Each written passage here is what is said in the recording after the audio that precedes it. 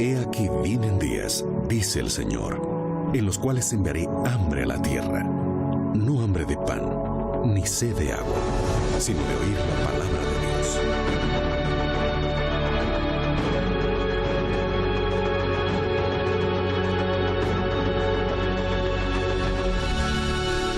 Libertad sin límites, con Joel Flores.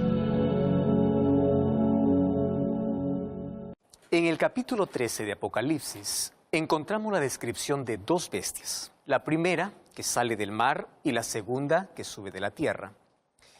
A la primera bestia se le da el poder para perseguir a los santos, y a la segunda bestia se le da el poder para prohibir, o bueno, ella prohíbe comprar y vender, a menos que se tenga la marca de la bestia. ¿Sabes que la palabra bestia puede ser una ofensa y hasta un insulto? Pero en profecía es un símbolo de poder. Cada vez que hablamos bestia, en profecía es poder. Y aquí se identifican dos poderes que obrarán juntos en el fin de los tiempos para poder perseguir y obligar a los seres humanos a desobedecer a Dios. Abre tu Biblia, Apocalipsis capítulo 13, versículo 1. Allí dice, vi una bestia que subía del mar. Y es interesante las características de este poder. Acompáñame allí. En el versículo 4 dice así, y adoraron al dragón que había dado autoridad a la bestia y adoraron a la bestia. Wow, significa que es un poder religioso que recibe la adoración de los seres humanos, ¿correcto? En el versículo 7 dice así, y se le permitió hacer guerra contra los santos y vencerlos. Wow. Y también se le dio poder sobre toda tribu, pueblo, lengua y nación. O sea, no solo es un poder religioso, sino también un poder político y de alcance mundial. Versículo 3 dice así, y vi una de sus cabezas como herida de muerte, pero su herida mortal fue curada y se maravilló toda la tierra y fue en pos de la bestia. Quiere decir que en un momento de la historia perdió su poder, pero ahora impone el respeto y la admiración de todo el mundo. El versículo 5 dice que se le dio boca para que hablase grandes blasfemias y arrogancias. Wow. Y el versículo 7 dice que se le permitió hacer guerra contra los santos y vencerlos. O sea, es un poder religioso, político y que persiguió al pueblo de Dios. Versículo 5 dice que su poder duró por 42 meses, que en un lenguaje profético equivale a 1260 años. Y allí viene la pregunta, ¿quién es ese poder? Aquí se está hablando de un poder que forzará la conciencia de la gente para que lo adore como éste lo determina. Entonces voy a hacerte algunas preguntas. ¿Qué poder, que además de ser religioso, ejerce una poderosa influencia política sobre todo el mundo? Presta atención. ¿Qué poder religioso ha perdido su fuerza política en algún momento de la historia y luego lo ha recuperado? Recuerda que el texto dice, vi una de sus cabezas como herida de muerte, pero su herida fue sanada. Recuerda lo que pasó en 1798 cuando Berthier, por orden de Napoleón Bonaparte, toma preso al Papa Pío VI y le quita toda su autoridad y poder. Otra pregunta, ¿qué poder religioso es respetado y admirado por reyes, príncipes, presidentes, ministros de Estado? Dice que ejerce poder en todo el mundo. ¿Y qué poder blasfemó contra Dios diciendo que es como Dios en la tierra? Incluso según Daniel 7:25 dice que ha cambiado los tiempos y la ley. Ahora, busca la ley de Dios en Éxodo capítulo 20 y compárala con la que lo conocen los seres humanos y vas a ver quién hizo ese cambio. Vas a ver que hay un grande cambio. Otra pregunta, ¿qué poder religioso ha perseguido a cristianos? Porque los perseguidos preferían seguir las enseñanzas de las Escrituras y no las que proponía ese poder. ¿Recuerda la Santa Inquisición? Todo esto son características del poder papal. Ahora, continuemos con la descripción de la segunda bestia. A partir del versículo 11, dice que esta segunda bestia sube de la tierra y que tenía dos cuernos, dice ahí el versículo 11, semejantes a los de un cordero, pero hablaba como dragón. O sea, es un poder que comienza como cordero, pero termina hablando como dragón. Tú sabes que el cordero simboliza a Jesús. Quiere decir que este poder fue cristiano al principio de su existencia, pero algo sucedió después que lo hizo hablar como dragón. Si vamos al versículo 12, dice que este poder pone toda su fuerza al servicio de la primera bestia y hace que la gente adore a la primera bestia. O sea, no pide que se le adore a él, pide que se le adore a la primera bestia. En el versículo 13 dice que es un poder que deslumbra, incluso hace caer fuego del cielo delante de todos los hombres. Y si vamos al versículo 14, dice que es un poder que además de darle fuerza a la primera bestia, exige que se le adore una imagen o una representación de ella. Una imagen, tú sabes que es algo que se parece al original, aunque no sea en realidad. Y el versículo 15 dice que es un poder que le da fuerza a esta imagen hasta el punto de decretar la muerte para quienes no lo adoren.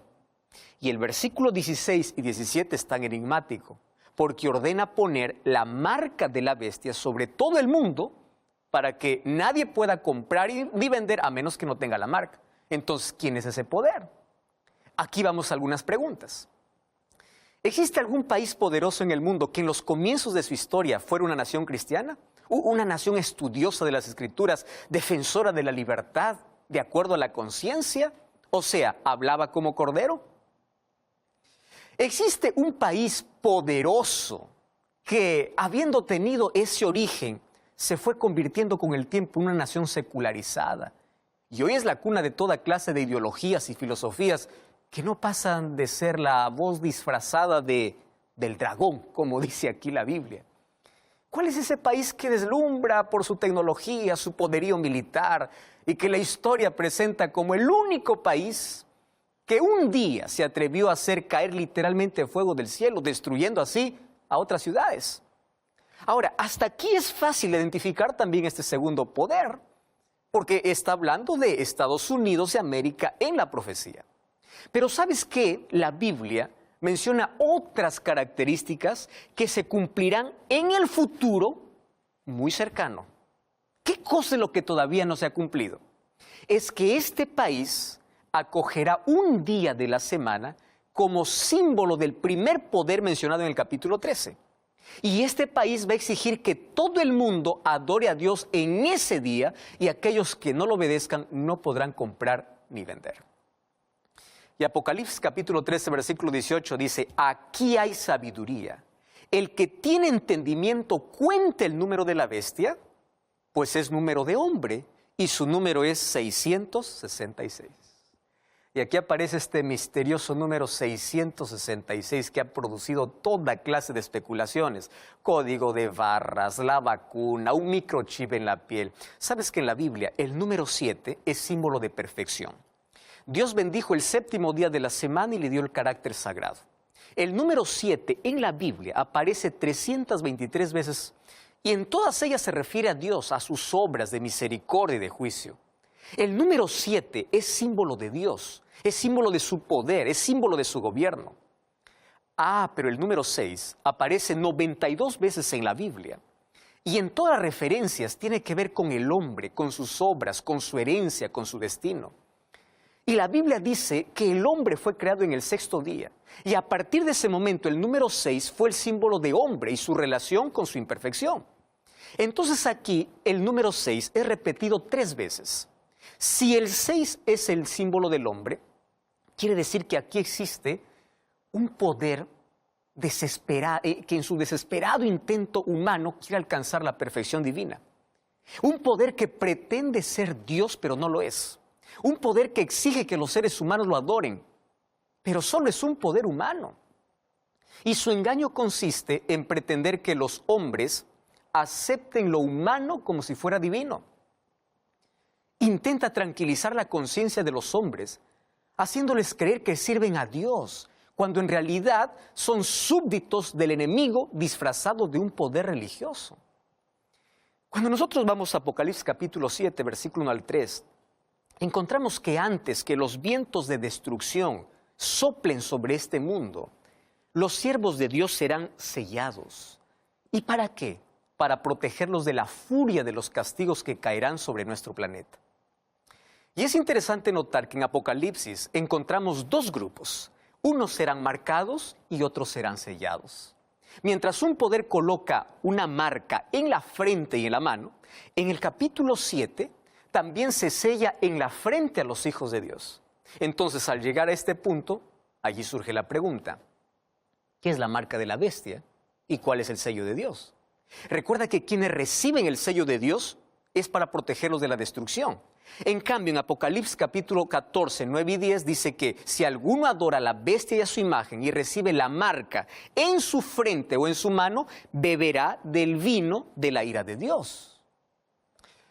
Y para saber qué es la marca de la bestia es necesario identificar primero cuál es el sello de Dios, porque la marca de la bestia será contrario al sello de Dios.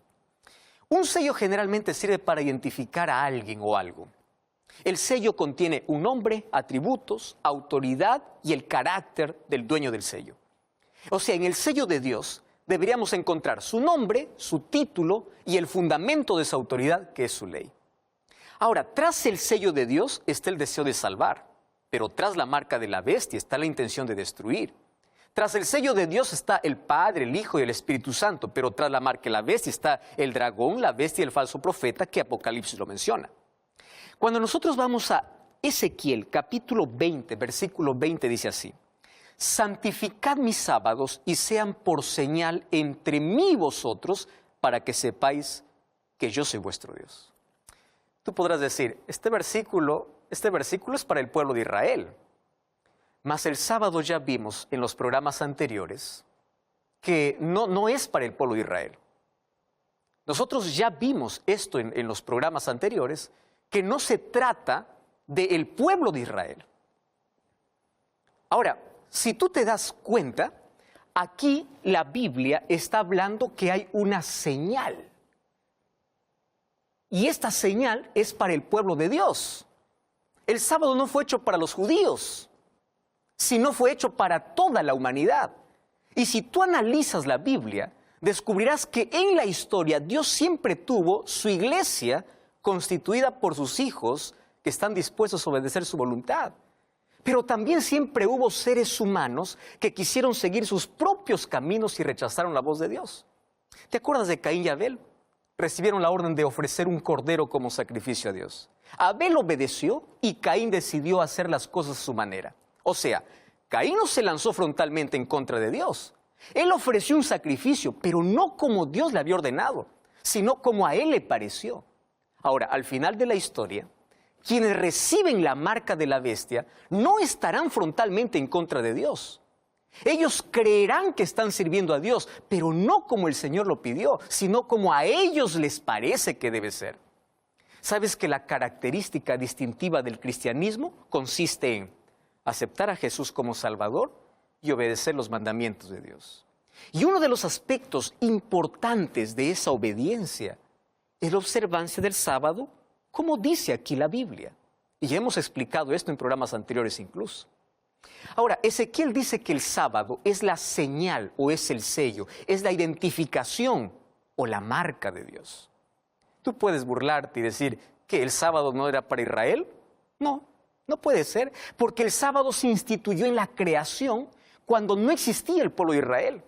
El sábado era la señal del pueblo de Dios. Ahora, el remanente espiritual de Israel es el cristianismo. Son aquellos que aceptaron a Jesús como Salvador, aceptaron su gracia, mas también son fieles y obedientes a los mandamientos de Dios. ¿Qué cosa incluye? La observancia del sábado. Y es por eso que reciben la señal en su frente. Ahora, aparece el enemigo de Dios y trata de imponer su propia manera de adorar y obedecer. Mira, el diablo es muy astuto.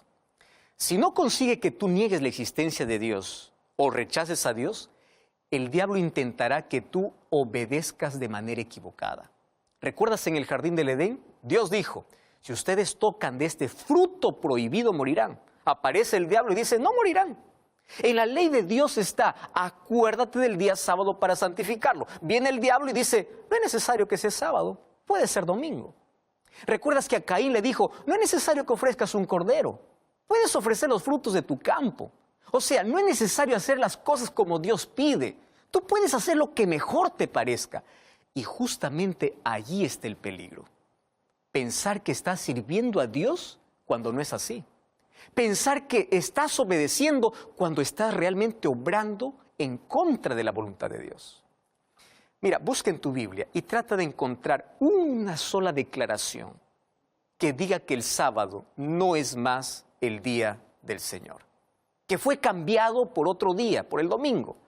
Entonces tú te preguntas, ¿por qué entonces la gente guarda otro día que no es el sábado? Ahora, nosotros ya vimos en el programa anterior argumentos de cómo apareció en la historia, que ese cambio fue humano, no fue divino. Ahora, si el sábado es el sello o la señal de Dios, ¿cuál es la marca de la bestia? Recuerda que en Apocalipsis 13 se habla de un poder político y religioso y también de un país poderoso, diciendo a los habitantes de la tierra que hagan una imagen a la bestia. Una imagen es una representación de algo. Ahora, ¿cuál es el poder que está detrás del domingo como día de reposo? Apocalipsis capítulo 13 dice que ese poder hará que todos, chicos y grandes, ricos y pobres, se pongan la marca en la mano derecha o en la frente para que nadie pueda comprar o vender si no tiene la marca en su la marca en su mano, en su frente. Ahora, aquí la profecía indica que llegará el momento, un momento en la historia de este mundo, cuando los que guardan el sábado no podrán comprar ni vender. Tú podrás preguntar, esto es un delirio, esto es una fantasía. Veamos lo que pasa hoy mismo. Hoy estamos viviendo en tiempo de libertad religiosa. Tú ya viste cómo muchos jóvenes que observan el sábado no pueden rendir sus exámenes universitarios, que no sea otro día cuando cae en sábado. Y eso que estamos viviendo en libertad. ¿Tú ves cuánta gente pierde el derecho a trabajar porque no le pueden dar el día sábado libre? Solo que esto no es un asunto que se limita a una cuestión acerca de sábado o domingo. El tema de fondo es obediencia y adoración. En Apocalipsis capítulo 14, versículos 6 y 7, vemos que se levanta un grupo de personas simbolizadas por el ángel que proclama en voz alta el evangelio eterno, porque el evangelio no cambia. Siempre ha sido salvación por la gracia de Cristo y obediencia a los mandamientos de Dios. Y este grupo dice, temed a Dios y dadle gloria, porque la hora de su juicio ha llegado. Adorar a aquel que hizo el cielo, la tierra, el mar y las fuentes de las aguas. Qué curioso, está en el último libro de la Biblia. Compara esto con el cuarto mandamiento. Éxodo 20:11. Dice, porque en 6 días hizo Jehová los cielos y la tierra, el mar y todas las cosas que en ellos hay, y reposó el séptimo día. Por tanto, Jehová lo bendijo y lo santificó.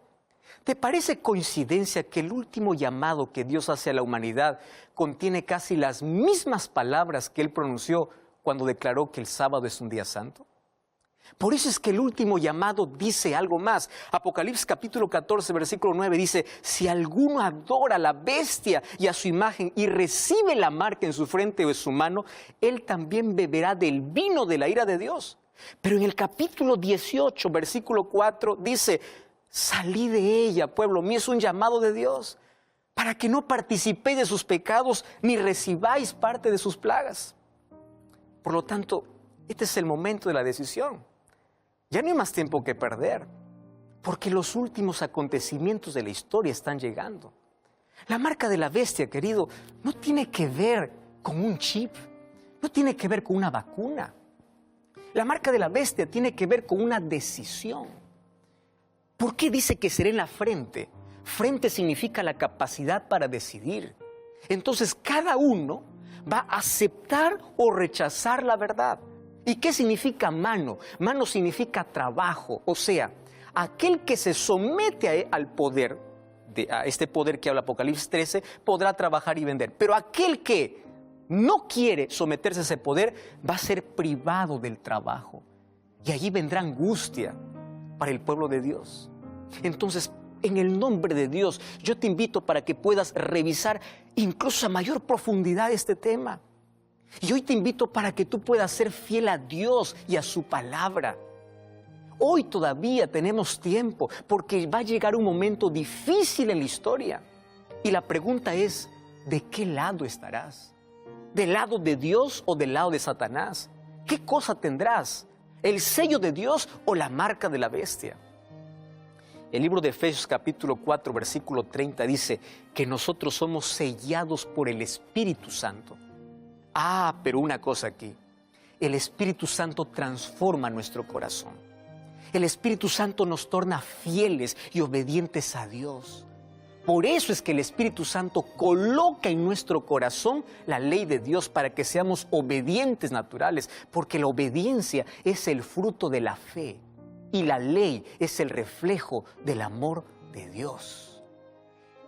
A mí me preocupa porque cada vez que aparece algo nuevo en el mundo, las personas aparecen diciendo, esta es la marca de la bestia, un código de barras, aquí que la vacuna, aquí este asunto.